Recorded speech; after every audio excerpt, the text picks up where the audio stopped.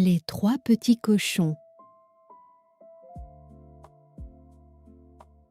Il était une fois, sur les collines verdoyantes surplombant la mer Adriatique, trois frères cochons nommés Nif Nif, Naf Naf et Nouf Nouf. Le ciel était d'un bleu azur si pur qu'il semblait peint à la main.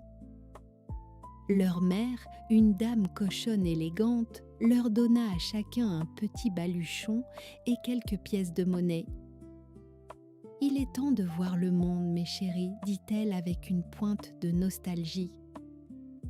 Construisez des maisons solides, car le grand méchant loup rôde, et il a toujours faim, même s'il prétend être un gentleman. » Les trois frères partirent en chantonnant sur un sentier bordé de pins parasols et de fleurs sauvages.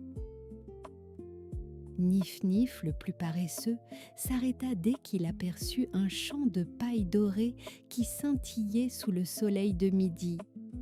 « Pourquoi marcher plus loin ?» se demanda-t-il en bâillant. « Cette paille est douce, elle sent bon l'été et elle fera une maison parfaite en un clin d'œil. » Sans plus attendre, il empila des bottes de paille, les attachant grossièrement avec quelques cordes rouges. En moins d'une heure, sa cabane était terminée. Elle penchait un peu vers la gauche, mais Nif Nif s'en moquait. Il installa une petite chaise longue devant sa porte et s'endormit, un chapeau de paille sur le groin, bercé par le chant des cigales. Il ignorait que, caché derrière un olivier centenaire, un loup vêtu d'un costume gris trop étroit l'observait en ajustant nerveusement sa cravate. Le loup n'était pas terrifiant. Il avait l'air d'un dandy qui venait de rater son train, mais son estomac lui faisait un bruit de tonnerre.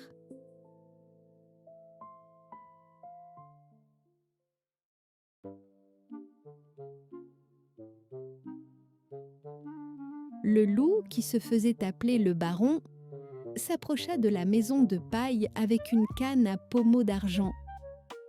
Il essaya de prendre un air féroce, mais ses chaussures vernies le faisaient la glisser sur l'herbe sèche. « Petit cochon !» cria-t-il d'une voix qui se voulait grave, mais qui partit dans les aigus. « Ouvre cette porte immédiatement ou je vais souffler si fort que ta cabane s'envolera jusqu'en Grèce. » Nif Nif, réveillé en sursaut, jeta un œil par le trou de la serrure. « Repasse plus tard, baron. »« Je suis en pleine méditation, » répondit-il en rigolant. Le loup vexé posa sa canne et prit une inspiration monumentale. Ses joues gonflèrent comme deux ballons rouges, ses yeux s'écarquillèrent et il devint presque violet. Il lâcha alors un souffle qui ne fut qu'un petit sifflement ridicule. Un papillon bleu, posé sur une fleur juste devant lui, ne bougea même pas d'un millimètre. Le baron s'arrêta, reprit son souffle en se tenant les côtes et recommença avec une détermination désespérée. Cette fois, l'effort fut tel qu'il lâcha un éternuement tonitruant qui projeta la maison de paille dans les airs. La cabane se désintégra comme un nuage de poussière dorée. Nif Nif, se retrouvant soudainement assis dans l'herbe, ne demanda pas son reste. Il ramassa ses sandales et courut à toute allure vers le bois de pin où son frère Naf Naf construisait sa demeure. Le loup, étourdi par son propre éternuement, resta planté là, des brins de paille coincés dans ses moustaches, essayant de retrouver sa dignité tout en cherchant son chapeau qui avait roulé plus bas.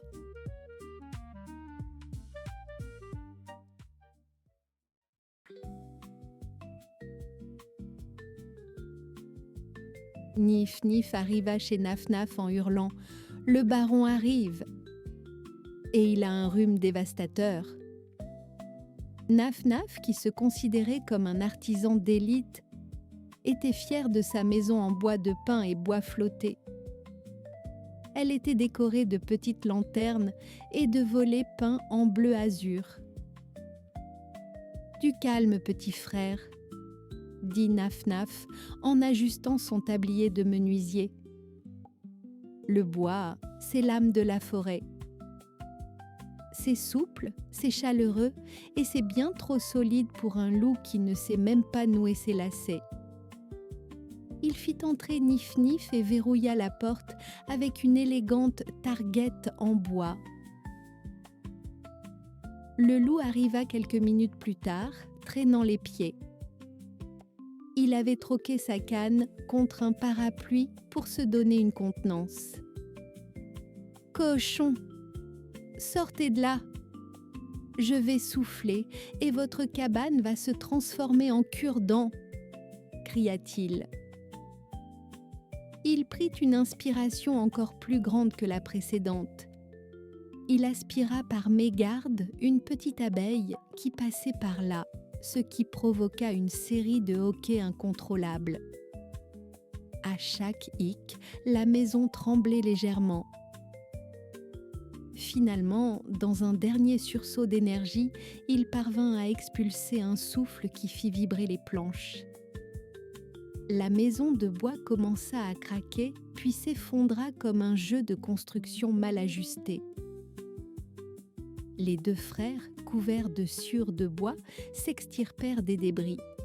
« Vite, chez Nouf-Nouf !» s'écria Naf-Naf. Ils s'élancèrent vers la colline suivante, laissant le loup victorieux mais épuisé, essayant de calmer son hoquet tout en enlevant des échardes de son veston de laine.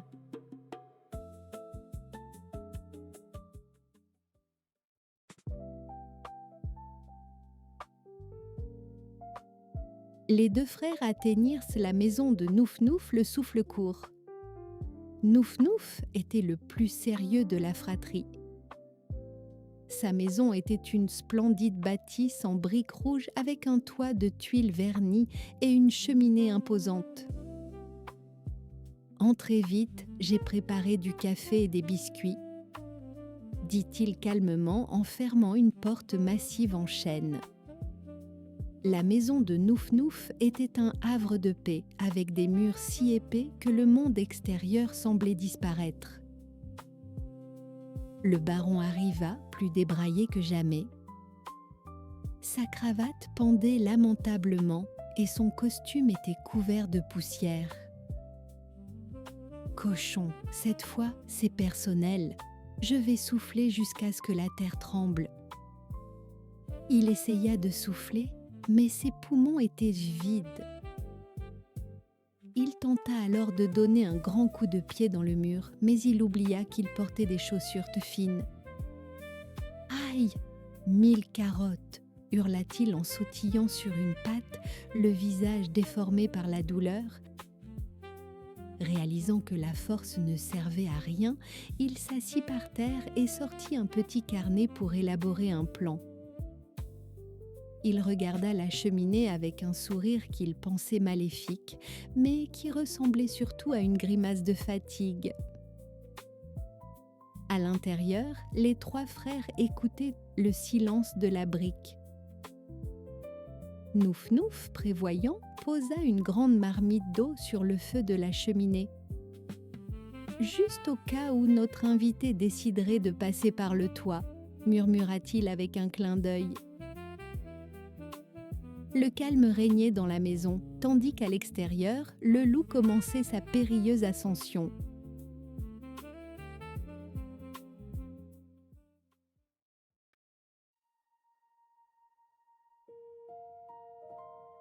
Le baron grimpa sur le toit avec la grâce d'un hippopotame sur une patinoire. Il glissa sur une tuile, manqua de tomber dans les buissons et finit par atteindre le conduit de la cheminée. « Je suis un génie », murmura-t-il en se laissant glisser à l'intérieur. Mais il n'avait pas prévu que le conduit serait aussi étroit pour un loup de sa stature. Il descendit dans un bruit de frottement et de suie pour finir sa course. Splash! il tomba directement dans la marmite d'eau tiède que Nouf Nouf avait préparée. Ce n'était pas brûlant, mais c'était très mouillé. Le baron ressortit de la cheminée comme un bouchon de champagne, le derrière trempé et le visage couvert de suie noire.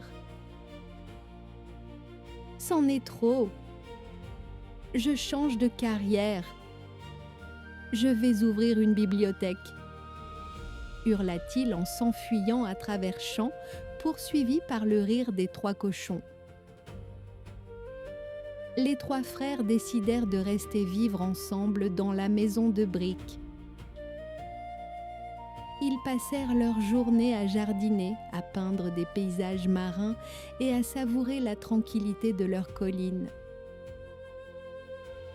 Quant au loup, on raconte qu'il devint effectivement bibliothécaire dans un petit village côtier. Il portait toujours des chaussures très souples et ne soufflait plus jamais, sauf pour éteindre ses bougies d'anniversaire.